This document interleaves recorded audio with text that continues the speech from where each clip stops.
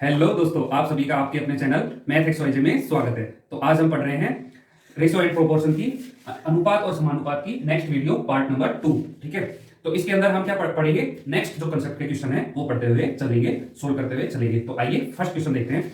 दो संख्याएं दी गई हैं, उनके बीच का जो संबंध है वो दिया गया है, कितना, 2:3 का संबंध है। ठीक है, तो ये जो और उनकी जो बीच का गुणनफल है वो कितना है, 54। ठीक है, तो वहां से हम क्या करेंगे, उन संख्याओं को निकालेंगे। तो निकालेंगे कैसे, तो कितना दिया गया है, 2:3 का संबंध दिया हुआ है। ठीक है, तो यहां से हम क्या कर लेते हैं, बोथ साइड क्या कर लेते हैं, हम x से मल्टीप्लाई कर देते हैं। क्या कर लेते हैं, x से मल्टीप्लाई। तो पहली संख्या ये आ जाएगी, दूसरी संख्या क्या आ जाएगी, 3x। 2x एंड 3x दो संख्याएं मिल जाएगी हमें। तो उनका गुणनफल कंडीशन क्या दी गई है, गुणनफल कितना है, 54।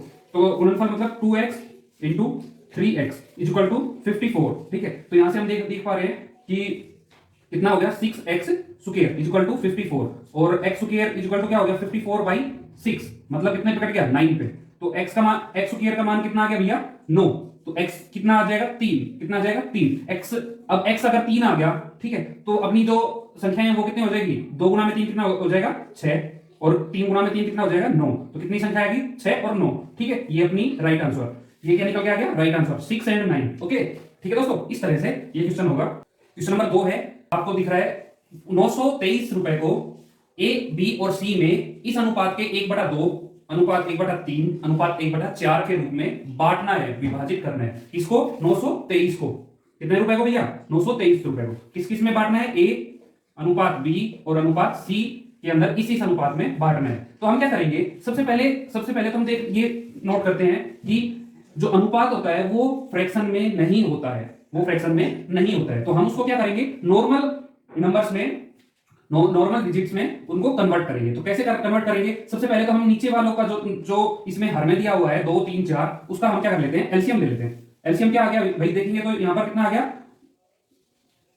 कितना आ गया, 12। एलसीएम कितना आ गया, 12। ठीक है, उसके बाद हम देख रहे हैं जो ये एलसीएम आ गया ना, ठीक है, इसको हम, ये जो एलसीएम आया है इसको हम क्या करते हैं, हर एक में गुना कर देते हैं। क्या कर देते हैं, हर एक में ले जाके ऊपर गुना कर देते हैं। तो हमारे पास क्या आ जाएगा, जो नॉर्मल जो नंबर्स में है ना, हमारे पास अनुपात आ जाएगा। जैसे कि यहां पर कट गया 6 पे, यहां पर कट गया कितने पे, 4 पे, और यहां पर कितना कट गया, 3 पे। तो अपने पास क्या आ गया, 6:4:3। इस अनुपात में ये क्या करना है हमें, इस अनुपात में इतने रुपए को हमें बांटना है। ठीक है, ओके। तो कह रहा है, फिर क्या कह रहा है कि ए को कितना रुपए मिलेगा। ठीक है, तो हम इसको क्या कर लेते हैं, हम इन तीनों को क्या कर लेते हैं, प्लस कर लेते हैं। क्या कर लेते हैं, प्लस, इनका जोड़ लेते हैं। 6 9 4 और 3 कितना हो गया, 13। मतलब जो 13 है ना, 13 जो है वो इतने रुपए के बराबर है। मतलब इसका मतलब ये है, ये रिलेशन क्या आ गया कि ये जो 13 है ये टोटल है 923, और 923 को 13 के रूप में 6 4 और 3 के रूप में डिवाइड करना है। तो ए का मान क्या होगा, तो ए का मान क्या होगा भाई, 923 गुना में 6/13। 923 का मान क्या होगा, नहीं, ए का मान क्या होगा, इतना होगा। ठीक है, तो हम निकाल देते हैं 923 को 13 से जब हम डिवाइड करते हैं तो कितना हो गया भाई, 9 7 91, 9 एकम 9, 71 गुना में 6, तो 6 एकम 6 और 6 7 42, कितने रुपए, 426 रुपए। ठीक है, अब आप कहेंगे कि सर ये कहां से आ गया, ये चीज कहां से आ गई। देखिए यहां से है 13 का मान 923 रुपए है। ठीक है, तो 6 का मान कितना होगा, पहले हम निकाल लेते हैं। 1 का मान कितना होगा, 923/13, और 6 का मान कितना होगा, गुना में 6। तो यहां से ये चीज आई है, यहां से ये चीज आई है, समझ में आया ये चीज। ठीक है ना, ये एक लॉजिक है भाई। 13 का मान अगर ये है तो 1 का मान कितना होगा, कम हो जाएगा ना भाई, 1 का मान कम हो जाएगा। 13 का मान इतना है, मतलब 13 जनों में बांटना है इतने, 1 जनों में बांटेंगे इतने, 6 जनों में कितने बांटेंगे, इतना। ठीक है, आया समझ में। इस तरह से हम ये क्वेश्चन करेंगे। ठीक है, अपना आंसर आ गया, ए को कितना मिलेगा, 426। अब यही यहीं से पूछ ले, बी को कितना मिलेगा, बी को कितना मिलेगा भाई, तो बी को मिलेगा 223 गुना में ये हो गया, बी का मान क्या है, 4/13। तो 13 से 71 पे कट गया, और यहां से कितना आ गया, 4 एकम 4, 4 7 28, कितने रुपए हो गए, इतने। अब बोले सी को कितना मिलेगा, तो 923 गुना में 3/13, 13 से 71 पे कट गया, और यहां से क्या आएगा, 3 एकम 3, 3 7 21। ठीक है, अब हम इसको और जब इसको जोड़ेंगे तो कितना मिल जाएगा हमें, हमारा आंसर कितना जाएगा, 923। ठीक है, आए समझ में। इसको जोड़ेंगे और इसको जब जोड़ेंगे तो हमारा आंसर क्या जाएगा, 923। ठीक है, क्योंकि 923 को हमने इस अनुपात से इनमें डिवाइड कर दिया है, ए बी और सी में डिवाइड कर दिया है। ठीक है, तो दोस्तों क्वेश्चन नंबर 3 है, यदि a अनुपात b बराबर है 4:5 हो तो ये इसका मान क्या होगा। तो तो इस तरह के क्वेश्चन में हम क्या करते हैं, सीधा सा इसके अंदर कुछ भी नहीं करना, जो ए है ए की जगह 4 रख देना है और बी है उसकी जगह पे 5 रख देना है, ठीक है ना। जो ए है उसकी जगह पे 4 रख देंगे और बी की जगह पे 5 रख देंगे, ठीक है। तो वो हमारा इसका मान आ जाएगा। तो इसकी क्या दिया गया है, 3a प्लस 2b अनुपात 3a माइनस 2b, ठीक है। तो यहां पर हम क्या रख देते हैं, a की जगह पे 4 रख देते हैं, तो 3 गुणा में 4 प्लस में 5 रख देते हैं, यहां पर 2 गुणा में 5, ठीक है। अनुपात हो जाएगा 3 गुणा में यहां पर हो जाएगा 4 माइनस 2 गुणा में 5, तो यहां से कितना मिल गया हमें, 4 दिए 12, 12 और 10 22, तो यहां पर कितना आ गया 22, ठीक है। यहां पर कितना आ गया भाई 22, तो यहां पर हम लिख लेते हैं, तो यहां पर कितना आ गया 22 अनुपात, तो ये 12 में से 10 गया तो यहां पर आ गया 2, ठीक है। अब ये कितने पे कट रहा है, 2 पे कट रहा है, 2 एकम 2 और 2 11 22, ठीक है। तो यहां से कितना आ गया 11 अनुपात 1, ओके।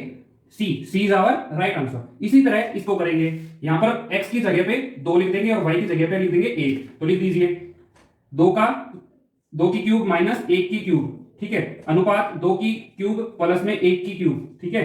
तो यहां पर क्या आ जाएगा, इसका आंसर क्या होगा दोस्तों, इसका आंसर हो जाएगा ये 8 हो गया माइनस 1, तो यहां पर कितना बच गया 7, यहां पर कितना बच गया 7 और यहां पर कितना बच गया 8 और 1 9, तो इसका आंसर क्या आ गया 7 अनुपात 9, ठीक है। ये होगा राइट आंसर। तो इस तरह के क्वेश्चन सीधे ही इस तरह से होंगे, ठीक है दोस्तों। तो दोस्तों नेक्स्ट क्वेश्चन है, यदि a अनुपात b 2 अनुपात 3 हो तथा b अनुपात c 4 अनुपात 5 हो, तो a स्क्वायर अनुपात b स्क्वायर अनुपात bc का मान ज्ञात करना है। तो a अनुपात b दिया हुआ है कितना है 2 अनुपात 3 और b अनुपात c दिया हुआ है ये कितना है 4 अनुपात 5, ठीक है। तो हमें मान किसका निकालना है, a स्क्वायर, ठीक है, अनुपात b स्क्वायर अनुपात bc का मान निकालना है, ठीक है, इसका मान निकालना है। तो देखिए हम कैसे करेंगे, सबसे पहले ये देखेंगे हम b और इधर b एंड हो रहा है और इधर b शुरू हो रहा है, तो हम किसका मान निकाल देंगे, a अनुपात b अनुपात c का मान निकाल देंगे। कैसे निकालेंगे, यहां से 2 अनुपात 3 और यहां पर लिख लेंगे 4 अनुपात 5, इसको इस तरह से हम एक रास्ता बना देते हैं, वे बना देते हैं। तो देखिए 2 चौक 8, ठीक है, अनुपात 4 तिये 12 और 5 तिये 15, तो यहां पर ए बी सी का अनुपात क्या आ गया 8 अनुपात 12 अनुपात 15, ठीक है। तो यहां से हम वैल्यू जो है ना वो ए की 8 रख देंगे, बी की 12 रख देंगे और सी की 15 रख देंगे। तो इसके अंदर हम क्या रख देते हैं, वैल्यू रख देते हैं, तो रख दीजिए ये वाली वैल्यू। ए स्क्वायर कितना होगा 64, बी स्क्वायर 12 12 144, सी बी और सी की जब गुणा करेंगे तो 12 5 60, ठीक है, उसका 0, 12 एकम 12 और 6 18, ठीक है। तो यहां से हम ये वैल्यू निकल के आ गई। अब हम इसको क्या कर देते हैं, जितने पे कट रहा है ना उतने पे काट देते हैं। तो कितने पे कट रहा है 4 पे कट रहा है, ये 16 हो गया, ये 4 पे 4 की 12 और 4 6 24, ठीक है, ओके, ये इतने पे कट गया। अब 4 4 चौक 16 और 4 5 20, तो इसकी वैल्यू कितनी आ गई अपनी 16 अनुपात 36 अनुपात 45, ठीक है। यहां पर अपना आंसर क्या होगा, अपना आंसर होगा सी इज आवर राइट आंसर, ठीक है दोस्तों। तो आई होप आपको सभी को ये क्वेश्चन समझ में आ गए होंगे, ठीक है। इस तरह के जो भी क्वेश्चन आपको मिलते हैं, जहां से भी मिलते हैं, प्लीज सोल्व कर लीजिए ताकि आपका अनुपात का टॉपिक यहां तक क्लियर हो जाए, ठीक है। मैं भी आपको कुछ क्वेश्चन दे रहा हूं तो वो भी आप सोल्व कर लीजिएगा और उनके आंसर मुझे कमेंट भी कीजिएगा, ठीक है। अगर आपको हमारी वीडियो अच्छी लग रही है तो please like share and comment कीजिए और हमें सब्सक्राइब भी कीजिए। Thank you so much, bye, love you all.